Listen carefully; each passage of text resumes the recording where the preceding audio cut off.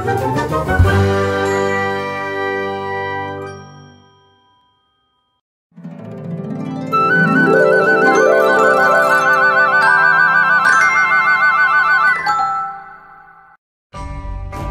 Muhammad lahir pada tahun 571 Masehi di kota Mekah. Ayahnya bernama Abdullah dan ibunya bernama Aminah.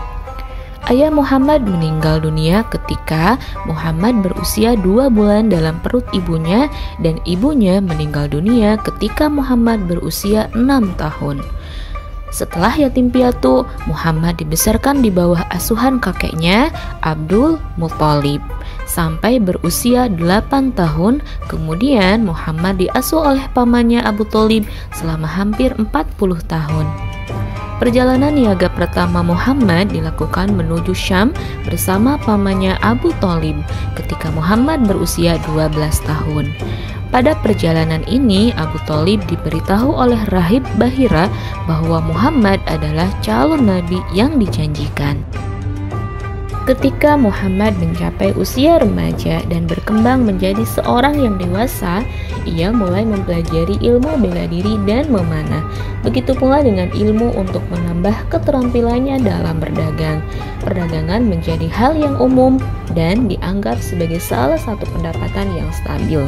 Muhammad sering menemani pamannya berdagang ke arah utara, dan kabar tentang kejujuran dan sifatnya yang dapat dipercaya menyebar luas dengan cepat, membuatnya banyak dipercaya sebagai agen penjual perantara barang dagangan penduduk Mekah.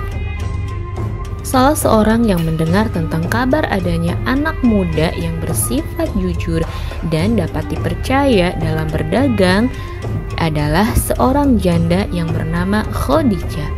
Ia adalah seorang yang memiliki status tinggi di kalangan suku Arab. Sebagai seorang pedagang, ia juga sering mengirim barang dagangan ke berbagai pelosok daerah di tanah Arab.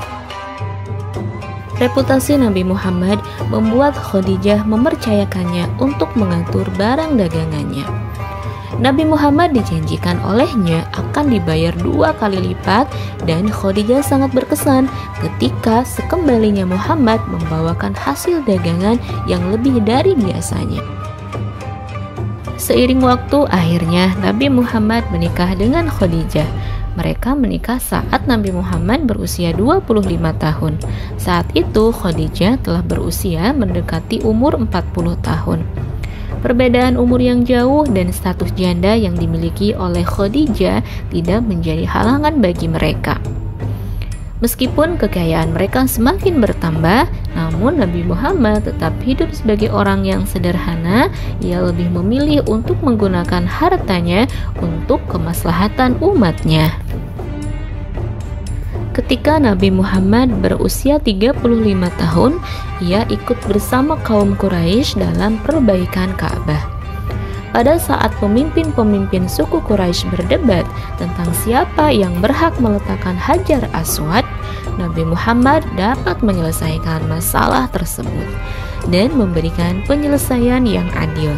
Saat itu ia dikenal di kalangan suku-suku Arab karena sifat-sifatnya yang terpuji. Kaumnya sangat mencintainya hingga akhirnya ia memperoleh gelar Al-Amin, yang artinya orang yang dapat dipercaya. Diriwayatkan pula bahwa Nabi Muhammad adalah orang yang percaya sepenuhnya dengan keesaan Tuhan. Ia hidup dengan cara amat sederhana dan membenci sifat-sifat yang tamak, angkuh, dan sombong yang lazim di kalangan bangsa Arab saat itu. Ia dikenal menyayangi orang-orang miskin, janda-janda tak mampu, dan anak-anak yatim serta berbagai penderitaan dengan berusaha menolong mereka. Ia juga menghindari semua kejahatan yang sudah membudaya di kalangan bangsa Arab pada masa itu, seperti berjudi, meminum minuman keras, berkelakuan kasar, dan lain-lain, sehingga ia dikenal sebagai as-siddiq, yang berarti yang benar. Nabi Muhammad SAW dalam banyak hadis menganjurkan umatnya untuk memiliki hati yang penuh kasih sayang. Dengan kasih sayang beliau dalam berdakwah, berperan besar dalam menyingkirkan fenomena kekerasan yang sebelumnya melekat pada masyarakat Arab era jahiliyah. Dengan datangnya Islam, keberingasan jahiliyah pun tergantikan dengan kasih dan kelembutan hati, sebagaimana yang dicontohkan Rasulullah Shallallahu Alaihi Wasallam. Rasulullah Shallallahu Alaihi Wasallam bersabda, sesungguhnya orang yang tidak punya kasih sayang tidak akan dirahmati Allah Subhanahu wa Ta'ala. Hadis riwayat Ahmad dan lain-lain. Mengikuti sifat Rasulullah Shallallahu Alaihi Wasallam adalah suatu kewajiban bagi setiap muslim. Katakanlah, wahai Muhammad, jika kamu benar-benar mencintai Allah, ikutilah aku, niscaya Allah akan mengasihi dan mengampuni dosa-dosamu. Quran Surat Ali Imran ayat 31. Dengan kelembutan itulah dakwah Nabi Muhammad Shallallahu Alaihi Wasallam dalam menyiarkan Islam berhasil. Nabi Muhammad menyayangi semua makhluk, menyantuni fakir miskin, senang bersedekah, dan menyayangi anak yatim. Maka dari itu, kita sebagai umat muslim harus mempunyai sifat kasih sayang kepada semua makhluk. Mengikuti sifat Rasulullah Shallallahu Alaihi Wasallam adalah suatu kewajiban bagi setiap muslim.